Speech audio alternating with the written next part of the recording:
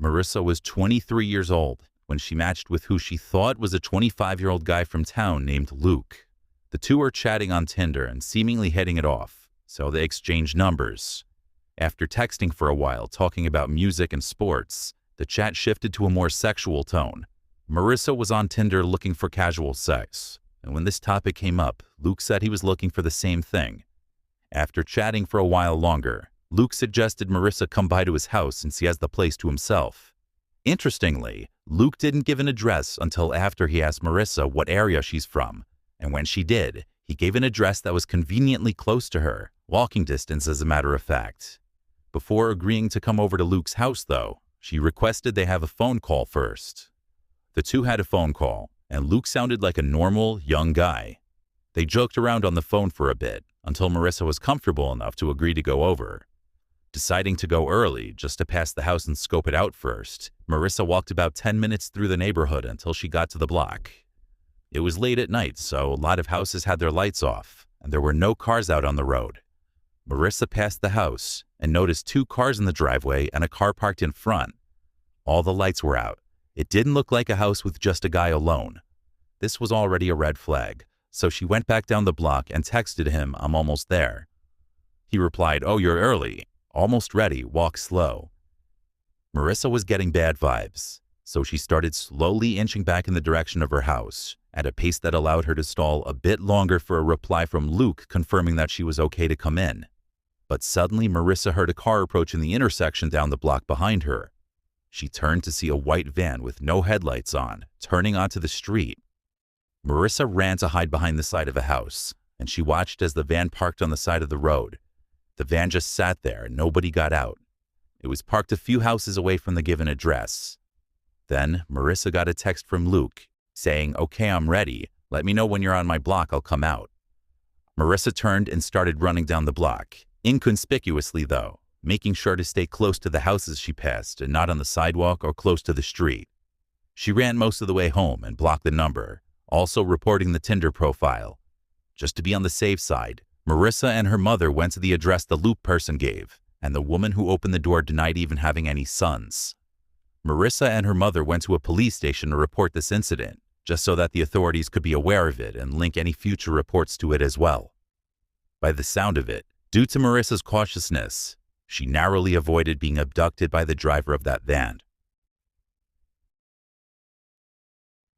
This was the Tinder match between a guy named Chaz and who he thought were 2 girls around his age. This is how the conversation went. "My friend and I think you're really cute. I hope your friend is also a girl, LOL. She is silly. Well, I'm glad to hear that. Where are you ladies from?" Then they share their locations, which aren't far. The other profile asks, "Are you busy tonight?" "Yes, I am. I'll be hanging with you 2. "Yes, want to come around 10. "Yeah, where do you live?" "Wait, actually our parents are both home. Want to meet at the park? We can find a place to hang there." "I guess we can do that. My parents are home too, damn." "What time should we meet there, 10? "Yes." "Okay, what are your numbers?" "Let's just message on here until we meet." "Damn, I see how it is. Gotta earn your trust." "Yes, we're heading over now, okay?" "Okay, Sam, I'll probably be there like 10:10. "Okay, perfect." "Where exactly in the parks do you want to meet?" "We can meet by the statue on the dirt path. It's like a dog walking path. No one will be there this late. Then we could find a better spot from there together." "Okay, I looked it up. I think I know how to get there. I'll message you when I'm there, okay?" "Okay." Chaz then arrives to the destination in the park, and he sends a message saying he's here. He follows it up with, "This is kind of creepy. Are you guys here?" This was the last message he sent the profile before it unmatched him, and then he was left alone in the woods in the park on a dirt path completely void of any people. Chaz knew at this point that he had been tricked, but he didn't know just yet if he was just pranked or if he had walked into a trap. But then he started to hear noises in the woods, like the snapping of twigs and leaves on the ground, indicating he was being watched. He already had his phone out, using it as a flashlight to navigate his way to the agreed meetup point. So at this point, he decided to start recording for his own protection. This was the footage he captured.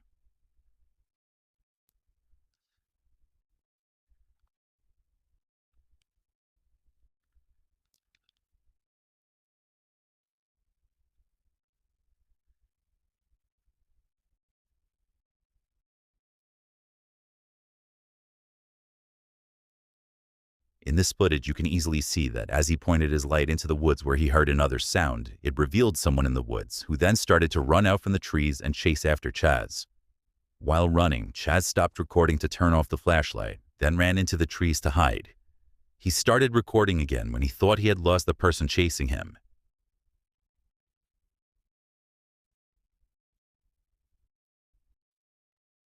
He kept recording the rest of his way out of the park and back to his car to have video evidence of anything in case of a worst-case scenario. Luckily, Chaz made it back to his car and home in one piece.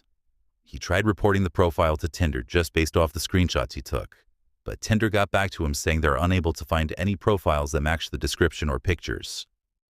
Chaz was obviously not wise to enter a suspicious situation like this. The other profiles' refusal to give their number, as well as meeting anyone for the first time in a park by the woods at night where nobody else would be around, are two major red flags that this was some kind of trap. He was lucky to have gotten away. The girl who submitted this to me wasn't the one to match this profile. Rather, it was her friend Maddie. The profile was titled Invincibles, and it claimed to be some guy, or rather a pair of people, including this Chelsea person, who would pay someone to kick the man in the picture in his groin. This is the story in the girl's words. One of my best friends, a girl named Maddie, was on Tinder one day when she stumbled upon this account. It was supposedly dedicated to finding people to kick a guy in the groin for a payment of between $50 and $100. Of course, my friend, needing money because of the pandemic and such, swiped right on him. He quickly messaged her back that there were several people involved in this, including a girl named Chelsea. We're not sure if they were even actually real to this day. We live in a small town in Pennsylvania, and this account was listed in a couple towns over in Clearfield. My friend Maddie was of course a bit skeptical about this, so she messaged me so that she could come have some sort of backup when she went to do this. The account stated that they were doing this for a YouTube video, and the guy who was being kicked had lost a bet at a bar a couple weekends before.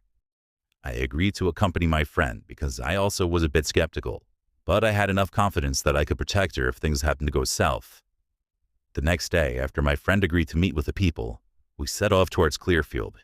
The address the account gave us led to a random hotel in Clearfield, which already sort of creeped us out. The whole setting seemed off, and I'd better include that my friend Maddie had never mentioned that she'd be bringing anyone with her. We arrived at the hotel and sat for maybe an hour, if not a little less, waiting for the person to get back to us.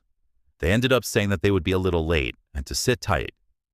After the prolonged waiting, the person eventually mentioned that they were back in town. Instead of meeting at the hotel, they suggested that we just come straight to their house instead. Already I was feeling a little off, but I had confidence that I could defend my friend against any harm that may have came her way. So we set off to this guy's house, and in under 10 minutes, we eventually made it there. At first I felt relieved, as the address he gave us led to a big normal-looking house, right next to the main road. But upon further investigation, there was a creepy-looking shed behind the house, with an even creepier-looking man peering from out the side of the door to the shed. My friend Maddie parked in front of the shed, and she told me to wait in the car, which immediately screamed the worst things to me, but I trusted her to read the situation and know what she was doing. After all, getting paid money to kick some random guy in the nuts, it sounded like a dream. The guy left his shed looking even creepier than before. He was skin and bones with hair hanging past his shoulders. He also seemed nervous and twitchy, not at all like the guy in the Tinder profile. I heard her ask him, "Hey, I brought my friend along just as a precaution. Is that okay?" And in that instant, I watched his expression drop, which screamed another red flag to me. He stuttered out, "Yeah, that's fine, I guess." So I got out of the car and followed her, knife in my pocket in a hurry, and we stepped inside the shed, to which point I immediately began to regret mine and her decisions up until that point. The shed was filthy. It was cluttered with random items and boxes, with a toilet sitting in the corner. The guy, who I quickly realized must be an addict by the way he was acting, very nervous and twitchy, was now standing solemnly in the corner, setting up his laptop to record this event. We made some very awkward small talk as he was doing this, at which point I noticed something else that bothered me. This random guy had Snapchat installed on his computer, which is what his friend Chelsea was messaging us from. I could just be paranoid, but something about this told me that he was actually Chelsea, and he needed another device to Snapchat her on to make it seem like he was someone else. After he set it up to record, he seemed angry and tense, as if he didn't actually think he was going to get kicked in the groin that day. He turned around, and my friend went about her business with him, and promptly after, he asked in a shallow voice, "So what are you guys doing tonight? Do you guys smoke?" referring to weed. We both quickly replied no, and that we had other things going on, despite the fact that we both do smoke. Maddie quickly collected the cash from him and we left. Now, this might not all seem off to a regular person, but I can't help but feel like if I wasn't there, then something bad would have happened. After we left, my friend had mentioned that before we got there, this alleged Chelsea person had offered to rent a hotel room and buy her pizza. I don't like to think about what would have happened if I wasn't there, but deep down I know that something way more malicious had been planned. Based off the girl's recounting of this event, it's safe to assume that the man in the picture wasn't the same guy that they met in the shed, and that this Chelsea person didn't exist. Maddie and her friend were smart to go into the situation together, as there's always more safety in numbers. This last one is another example of why you can never be too careful with online dating. This was submitted by Jeremy, and this was his Tinder match. He was matched with a girl named Mia, who was in the same high school class as him. Their conversation went as follows. "Hey, long time no see." "I know, hey. How have you been?" "Not bad, and you?" "I've been good, just working a crap ton." "You still talking to anyone from high school?" "No, not really. I was happy for high school to be over." "Same. It's funny we only ever really spoke a few times in school." "Yeah, I know. Maybe we should make up for lost time." "Maybe we should. Do you have a snap?" From here, Jeremy gives Mia his snap, and they continue their conversation there. Jeremy didn't take any screenshots from the snap conversation, but basically from there, they continued to talk about life after high school. Then they escalated to talking about linking up somewhere and chatting in person. They agreed to meet in a nearby parking lot behind the strip mall where nobody goes at night. Jeremy was ready to go basically right away, not needing much time to get ready. Mia, on the other hand, said she wouldn't be able to get there for another hour and a half at least. She claimed she was with friends and couldn't just ditch them, so they set up a meetup time for 12 behind the strip mall. It took Jeremy only 5 minutes to get there, as the lot is in the same town that the two live. He sat there in his car waiting for her for about 20 minutes, receiving apologies for being late every few minutes on Snapchat. Eventually, headlights appeared from around the corner and approached slowly, then stopped not too far from Jeremy's car. Mia snapped him a picture of his car saying, "I think I see you." So Jeremy stepped out from his car. He then realized the car looked to be a small Honda or Hyundai, when in reality the car that was posted all over Mia's Instagram was a Jeep Cherokee. Immediately, Jeremy went back into his car and went to DM Mia on Instagram. Meanwhile, the car outside was honking at Jeremy. He opened Snap and messaged her, "Hey, step out from your car and let me see you for a second." They opened it, took half a minute to reply, then said, "I don't want to, it's so cold out, what's wrong?" At this point, Jeremy knew something was off, so he got in his car and started driving home, but the car was following him, honking the horn. Jeremy decided to get on the highway, at which point the car behind him tailed off and disappeared. Jeremy pulled to the side of the road to block the Snapchat account, but they had already beaten him to it. He went home, and by then he had gotten a DM back from the actual Mia. This is how their conversation went. Jeremy opened with this. "Hey, this may sound really, really weird, but did I match you on Tinder?" She says, "Hi, no, why?" "Jesus, long story. I matched someone catfishing as you, and we talked for a while about high school. I really thought it was you. I met up with a person running the account in a parking lot, but it was some random car, not your Jeep, so I drove away." Then he sent screenshots of the conversation.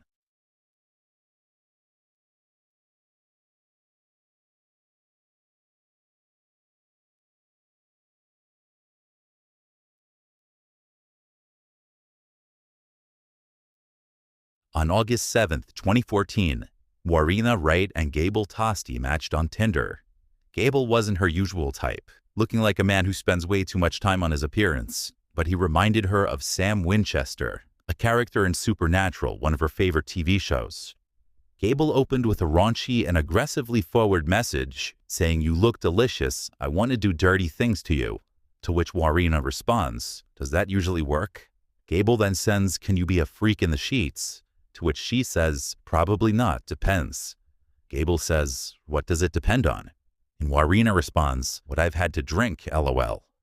Gable keeps the conversation sexual by replying, "Let's get drunk together, I'm a porn star after a few drinks." Warina gives Gable her number after the two exchange a few more messages, and a week later, they meet for the first time in the Cavill Mall.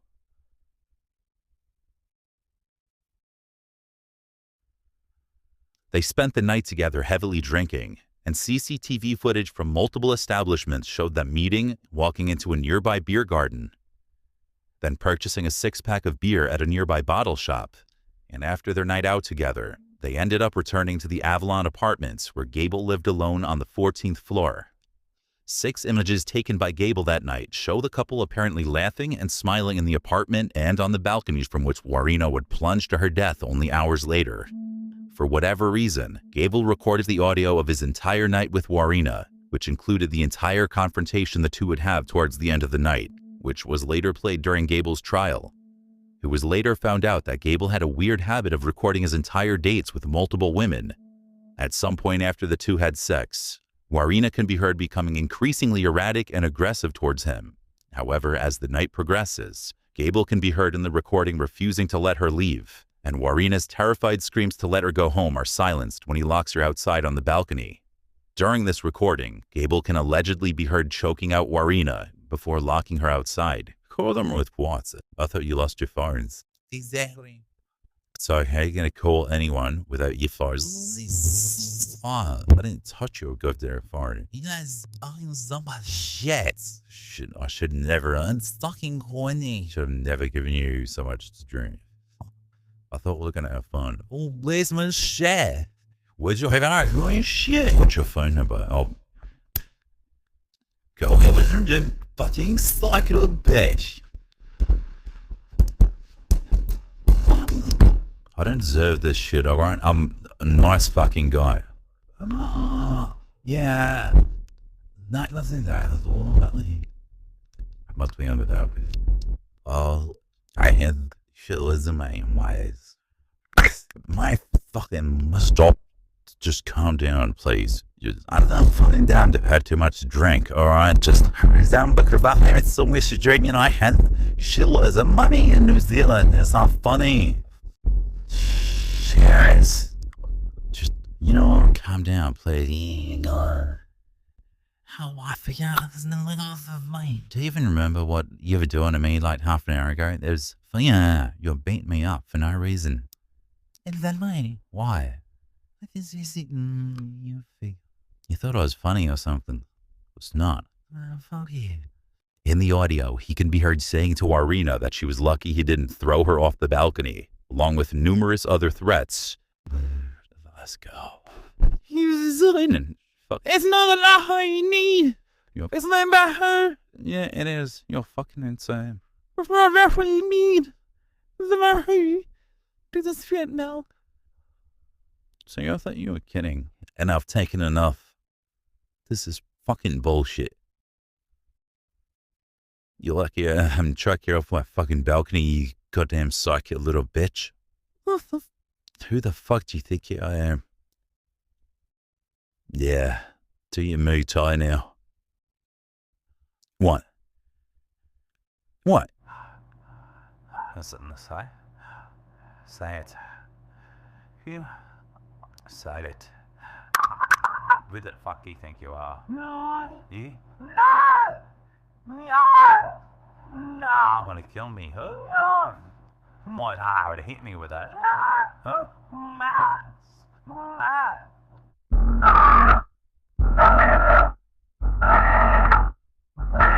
You know.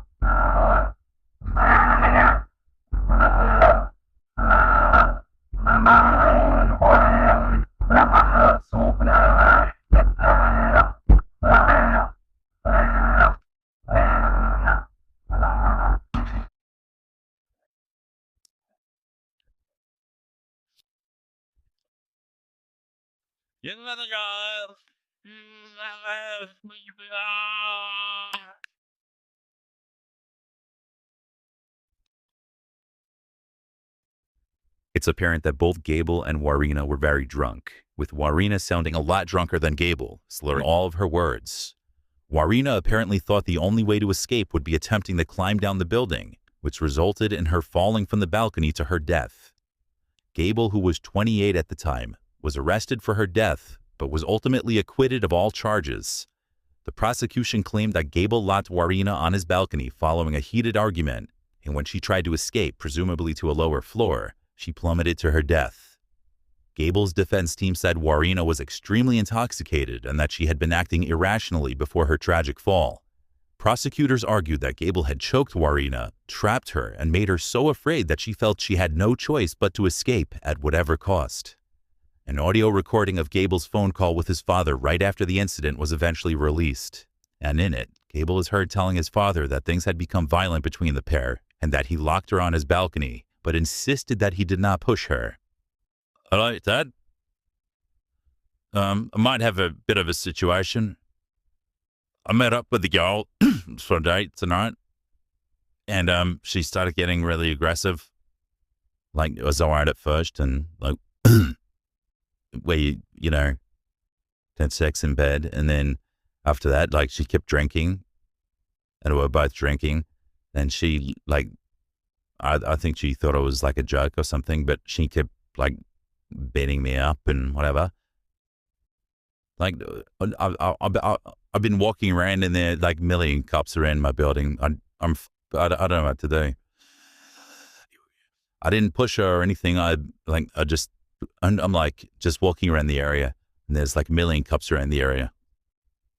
Just for the I don't know what to do. Like, I'm walking around the area, and I just see a million cops around Avalon. So this is really, really exciting. What does this keep happening to me? Like, I swear to God, I didn't push her or anything. I just chucked her out on the balcony and shut the door because she was beating me up. According to a downstairs neighbor, loud arguments with women could be heard quite often from Gable's apartment, hinting that this kind of thing was a regular occurrence with him. Many people do believe that Gable murdered Warina, and there was public outrage when Gable was acquitted.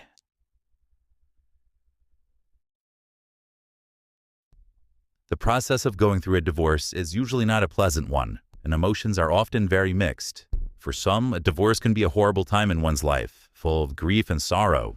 But for others, it can be a hopeful time, a fresh start. For 39-year-old Jovi Pilipil, a nurse from Sydney, Australia, her recent divorce with ex-husband Alexander Villaluna was going to be a new beginning. Jovi posted on Facebook, "New Year, New Beginnings," accompanied by a smiling photo of herself. She had since posted on her Facebook of flowers sent by secret admirers and birthday cards and gifts from her 3 children, who called her the best mother there can be and an independent mother and woman. In March 2016, Jovi was using Tinder to find a date. Jovi is the mother of 4. She grew up in the Philippines and then moved to Auckland, New Zealand to train to be a nurse, and then she and her family would eventually move to Sydney, Australia. While on Tinder, she matched 53-year-old businessman Keith Collins. Keith had 3 children and 4 stepchildren. The two enjoyed chatting and decided to meet for a date. On March 30th, 2016, they went to dinner at a Korean barbecue restaurant. Just as they were finishing up, a man came up and put his arm around Keith. It was Jovi's ex-husband, Alexander. He asked Keith what he was doing with his wife. Keith said they were just having dinner. Then suddenly Alexander grabbed Keith by the neck with his left arm, and he used his right hand to stab him in the abdomen with a hunting knife. Jovi started screaming at him to stop, saying they were just having dinner. After stabbing Keith several times, Alexander turned his attention to his 35-year-old estranged wife. He stabbed her once in the chest and once again in the arm when she tried to defend herself. Keith had fallen to the floor and he was trying to get up. Alexander got on top of him and then, using both hands, he punched the knife into his chest. He did this 5 more times. After stabbing Keith 11 times and his ex-wife twice, Alexander calmly walked out of the restaurant. Jovi began to run from the restaurant, and at first Alexander went after her, but he seemed to give up or change his mind and head back to the restaurant, where he sat by Keith's now dead body and waited for the police to arrive. He surrendered without putting up a fight to the arresting officer, and he admitted that he attacked Keith because he was having dinner with his ex-wife.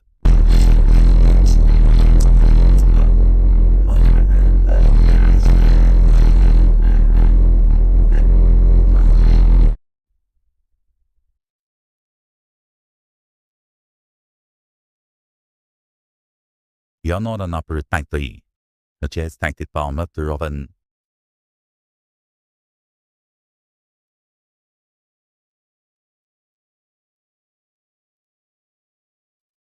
Jovi was taken to the hospital, and while she sustained injuries, she survived the attack.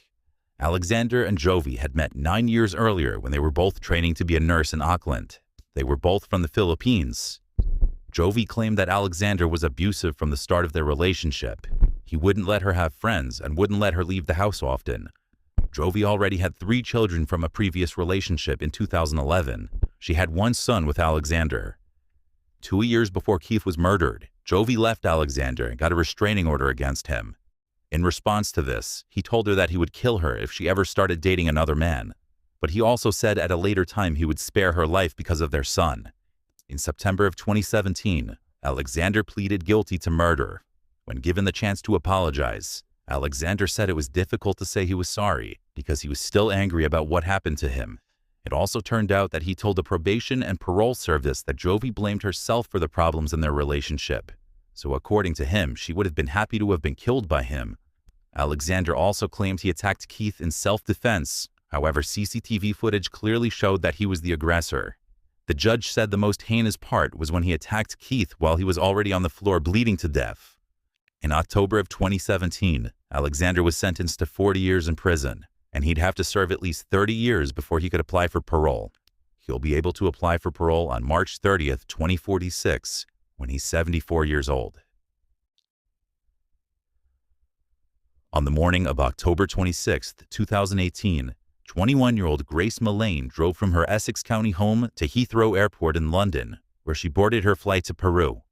She spent the next 10 days traveling from island to island before heading on her way to Auckland, New Zealand, where she would arrive on November 30th, 2 days before her 22nd birthday.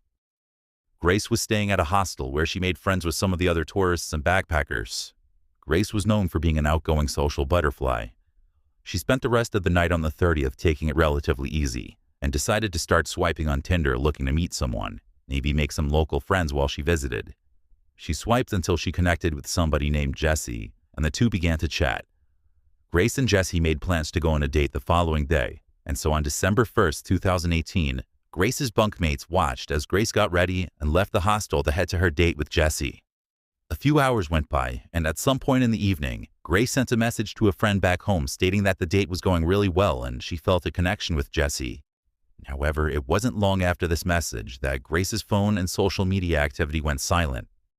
The next day was her birthday, and many of Grace's family and friends went on to send Grace happy birthday wishes, but she never replied to any of them.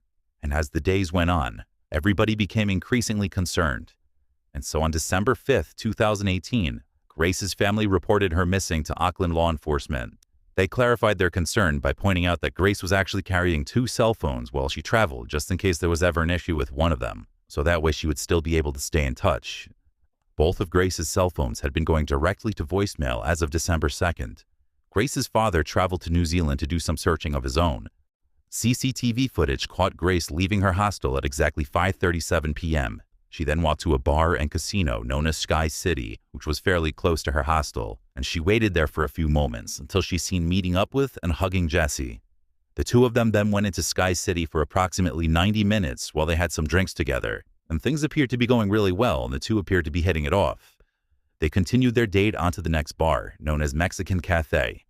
They had a few more drinks at the Mexican Cafe, and then they continued on again to another bar known as the Blue Stone Room. While at the Blue Stone Room, things appeared to become more intimate between the two. They can be seen kissing multiple times before Jesse made a quick trip to the bathroom. This is the exact moment that Grace messaged her friend back home that she was having a really good time with her date.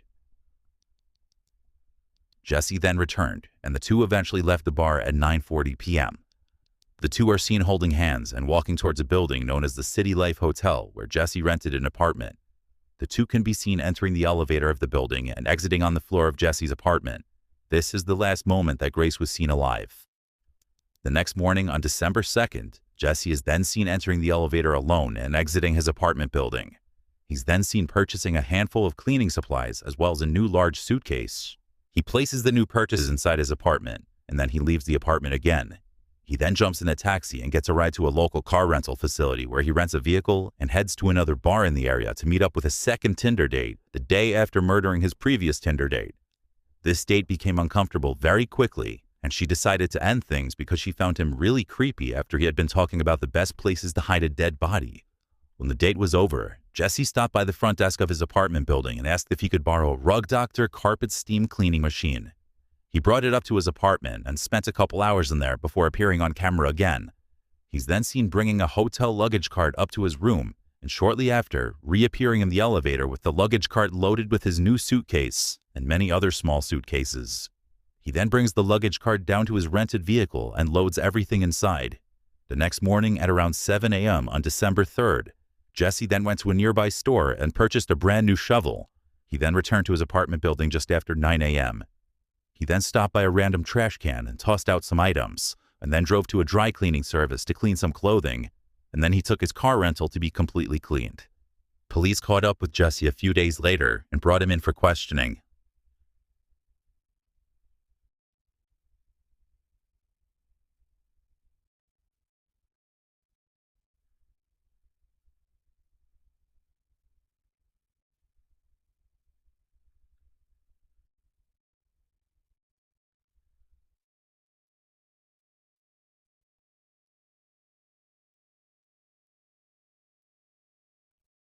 The police believe that Jesse was involved in some way due to the substantial amount of evidence against him. Tell us about it, Grace. So I was talking to Grace on Tinder. We matched on Friday. I saw that we'd matched, and the next day we said, How did the evening pan out?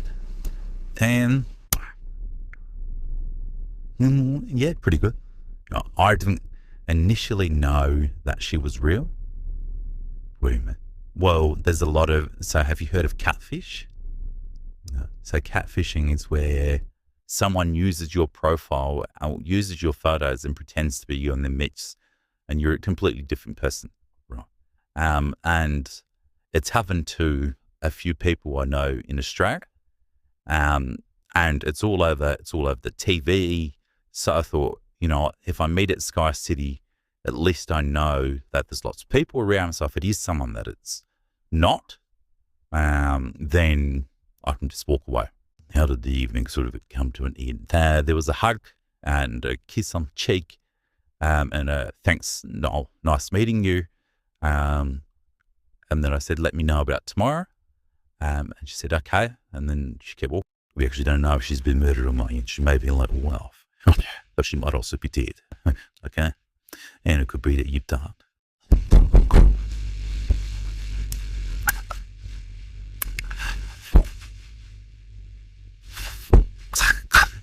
Hey, that's some last question. I mean, why they never reflect to something to you to better respect? Oh, God. Oh. They immediately obtained a search warrant for Jesse's apartment, and they began a forensic examination. Despite Jesse's cleaning attempts, the investigators were able to discover blood in and around the two edges of his apartment carpet using luminol. Jesse was then interviewed again on December 7th, just 2 days after his initial interview, and this was when his story to police began to change. And drove the car out to Cumu at first. I picked up a shovel from ITM at Cumu. I ended up driving towards the Waitakaries. I went into the bush. I dug a hole. I went and got the suitcase and I covered the hole. And then I drove. Where's your positions? Let's fit in the rubbish. Whereabouts? Albert Park rubbish. Right. So what items of her property have been disposed of in Albert Park? Everything. All leather clothing, everything that was in the room. Oh, I was just panicking. Did you inflict any injuries on them that caused her to die? No. Did you kill Grace Mullane? Okay.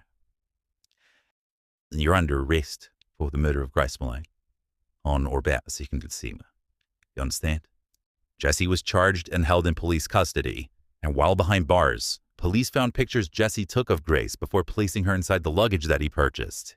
Google search history and GPS from Jesse's cell phone led investigators to the Waitakere mountain ranges, where they discovered the luggage with Grace's body buried in a hole. Jesse was found guilty and sentenced to life in prison with a minimum non-parole period of 17 years.